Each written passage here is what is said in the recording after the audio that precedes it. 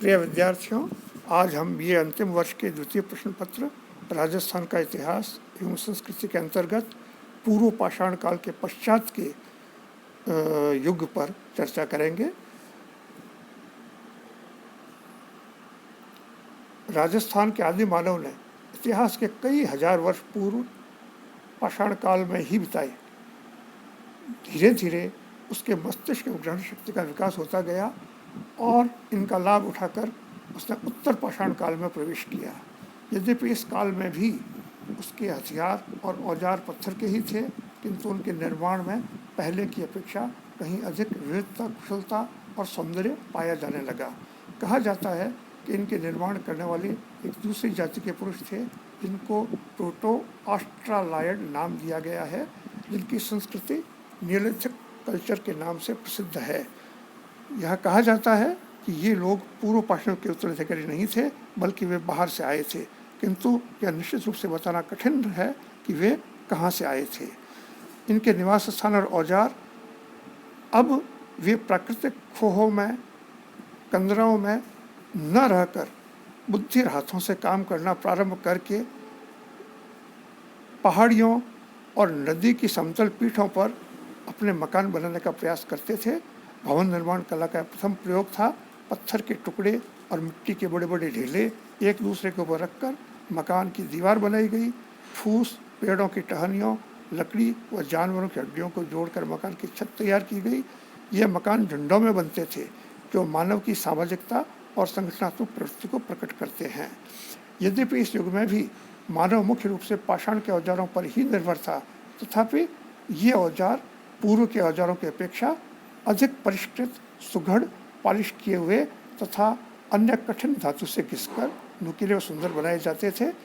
केवल पत्थर काटकर ही नहीं बनाए जाते थे। ये विविध प्रकार के होते थे, जैसे कुल्हाड़ियाँ, चाकू, तीर, ओखली, मूसल तथा पीसने के औजार आदि। उनके औजारों में स्क्रैपर तथा पॉइंटर विशेष उल्लेखनीय है। स्क्रैपर खाल या मांस मज्जा निकालने के काम आते थे। पॉइंटर तीखा नुकीला स्रोता था, जो शिकार के काम आता था। यह औजार तीर अथवा भाले की नोक का काम भी देते थे। अब औजारों व हथियारों की सुंदरता और रंग के आकर्षण में रुचि उत्पन्न हुई।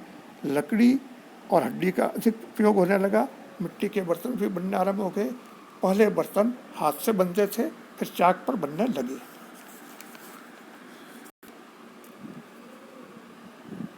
यह बहुत ही क्रांतिकारी आविष्कार था। इस युग को दूसरे शब्दों में हम मध्य पाषाण युग भी कह सकते हैं। मिट्टी के बर्तन सादे और अलंकृत दोनों तरह के उपलब्ध होते हैं। अलंकरण में फूल, पत्ती आदि की आकृतियाँ पाई जाती हैं।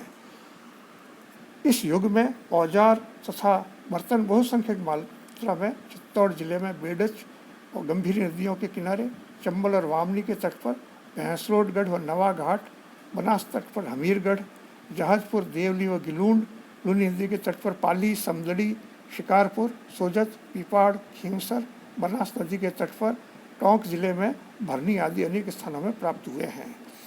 उद्योग धंधे इसके अंतर्गत उत्तर पाषाण काल में शिकार तो जारी रहा, लेकिन शिकार की अनिश्चितता और मांस की अस्थायीता को देखते हुए पशुओं को मारने के स्थान पर पशुबंधन, पशुचारण और पशुपालन का व्यवसाय भी आरंभ हो गया। गाय, बैल और भैंस के साथ साथ भेड़, बकरी और पक्षी भी पाले जाने लगे। वे नौकाएं भी बनाने लगे। संभवतः वे नाविक कला से जानकार थे। इस काल में सर्वाधिक क्रांतिकारी आविष्कार खेती का था।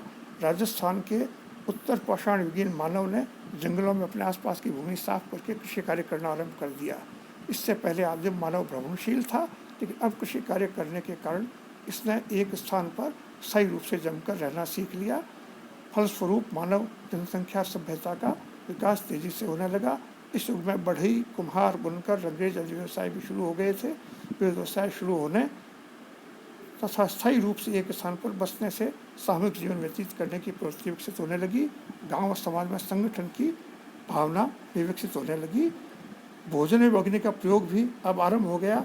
भोजन पकाने की कला की उसे जानकारी पहले नहीं थी। उसने पत्थर टूटने, आपस की रगड़ से निकलती हुई चिंगारियाँ, पेड़ों की डालों की रगड़ से आग लगना, कभी कभी जंगल की भयानक आग को देखा था। अचानक उसने दावानल से जुले भुने जानवर का मांस खाया। इसका स्वाद उसे अच्छा लगा। इस अनुभव से उसने पत्थर या लकड़ी की रगड़ से अग्नि पैदा करने और उससे आग जलाना सीख लिया।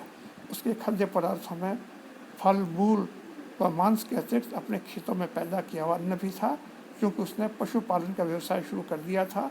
गाय, भैंस, भेड़, बकरी पालने के साथ दूध प्राप्त करना सीख लिया था। दूध से दही बनाने और घी बनाने की कला भी सीख ली थी। दूध के अतिरिक्त ताड़ी और दूसरे पेड़ पौधों के रस भी उनके पेय पदार्थों में सम्मिलित थे। इस प्रकार ये नवपाषाण युग का प्रतीक था।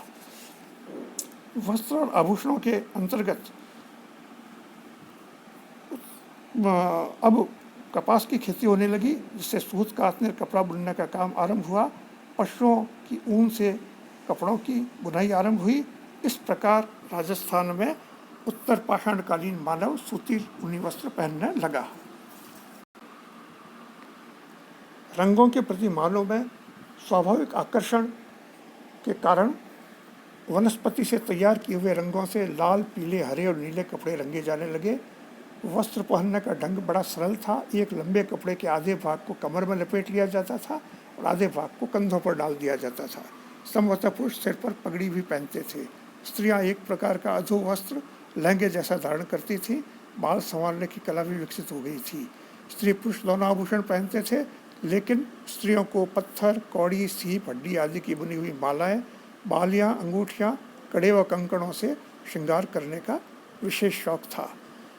उत्तर पाषाण काल आते आते राजस्थान में मनुष्य अनेक समुदायों, जातियों और वर्गों में बंटने लगे। अलग अलग स्थानों पर रहने वाले समूहों के अलग अलग समुदाय बन गए। जैसे नदियों और झीलों के किनारे, वन, मैदान, पर्वत और रेगिस्तान के लोग एक दूसरे से पृथक रहते थे, जिससे उनमें एक दूसरे से पृथक रहने की भावना जागृत हुई। उनके रहन सहन और रीति रिवाजों में प्रकृति के अनुसार भिन्नता थी। वास्तव में जाति प्रथा का अंकुरण इसी काल में दृष्टिगत होता है, जो वर्ण व्यवस्था से बहुत प्राचीन तथा राजस्थान की आदिम संस्थाओं में से एक है। राजस्थान प्रदेश के निवासियों द्वारा अलग अलग व्यवसाय अपनाने से उनके व्यवसाय के आधार पर अनेक वर्ग एवं जातियाँ बनने लगीं। पारिवारिक जीवन के अंतर्गत पशुपालन और खेती के व्यवसाय ने मानव को बड़े परिवार में रहने के लिए बाध्य कर दिया। फलस्वरूप पति पत्नी, माता पिता, भाई बहन आदि के संबंध प्रगाढ़ हो गए और परिवार के प्रति ममत्व उत्पन्न हुआ। परिवार में सर्वाधिक अनुभवी एवं शक्तिशाली पुरुष परिवार का नेता या मुखिया होता था। अपने अपने परिवारों के पशुओं को चराने के लिए चरागाहों के संबंध में प्रायः लड़ाइयाँ हुआ करती थी। इसलिए अनेक परिवारों के समूह के लिए नेता की आवश्यकता होती थी। अतः उस परिवार समूह के लिए किसी एक परिवार से नेता चुन लिया जाता था। अनेक समाजशास्त्रियों की मान्यता है इसी प्रकार के नेता से राज संस्थाओं का विकास हुआ। धार्मिक जीवन के अंतर्गत मनुष्य भौतिक पदार्थों में एक प्रकार की जीवन शक्ति का अनुभव करने लगा। यद्यपि वह जीवों का संबंध किसी अभौतिक सत्ता से तो नहीं जोड़ सका, किंतु जन्म मरण के संबंध में उसके विचार अधिक स्थिर हो गए।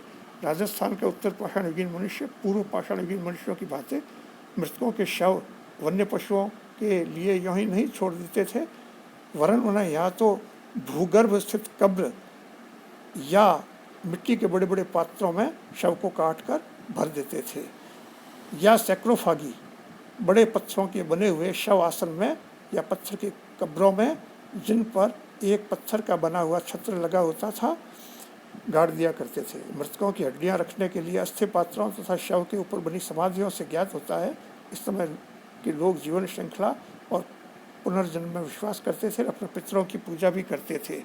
उनका अपना एक प्रकार का धर्म भी था। वे काष्ठ खंडों तथा प्रस्तर खंडों की भी पूजा करते थे। संभवतः लिंग पूजा का विकास भी इसी युग में हुआ था। पूजा अर्चना में वे दूध, अन्न, मांस आदि पदार्थ अर्पित करते थे। अपने देवता को प्रसन्न करने के लिए संभवतः वे कभी कभी नर बलि भी दिया करते थे। भाषा और कला के क्षेत्र में मनुष्य ने भावों को व्यक्त करने की कला में भी उन्नति की।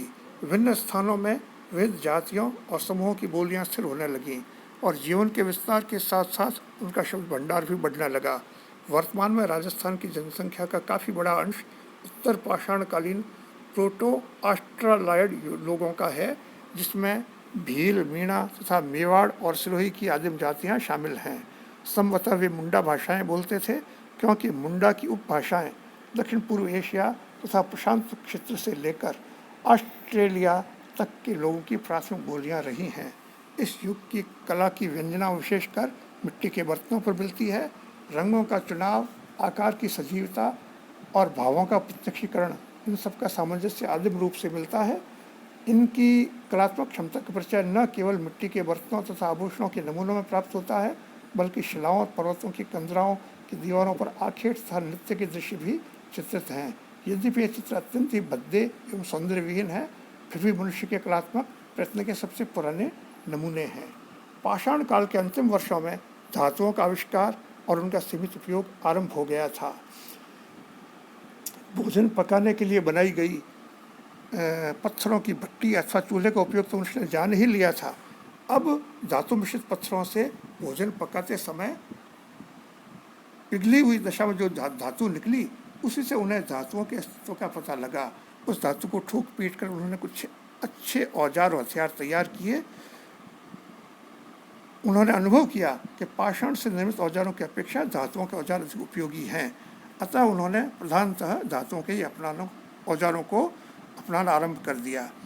पाषाण काल के बाद राजस्थान में ताम्र काल आरंभ होता है।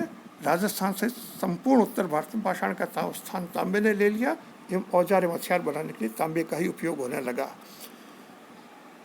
शताब्दियों के बाद लोहा प्रयोग में लाया जाने लगा। धीरे धीरे इसने तांबे का स्थान ले लिया। इस प्रकार राजस्थान में हम ताम्र युग और प्रारंभिक लौह युग में भेद कर सकते हैं। संभवतः लोहे का सर्वप्रथम प्रयोग आर्यों द्वारा किया गया था। ऐसी धारणा है कि ऋग्वेद की रचना के समय लौह युग आरंभ हो चुका था, परंतु हमारे समक्ष ताम्रयुगीन सभ्यता के ज्वलंत उदाहरण मौजूद हैं। यह सभ्यता सिंधु घाटी में विकसित हुई थी, जो कि कांस्य युगीन सभ्यता थी, और इसका प्रसार निकटवर्ती भागों में दूर तक पर्याप्त रूप से हुआ था।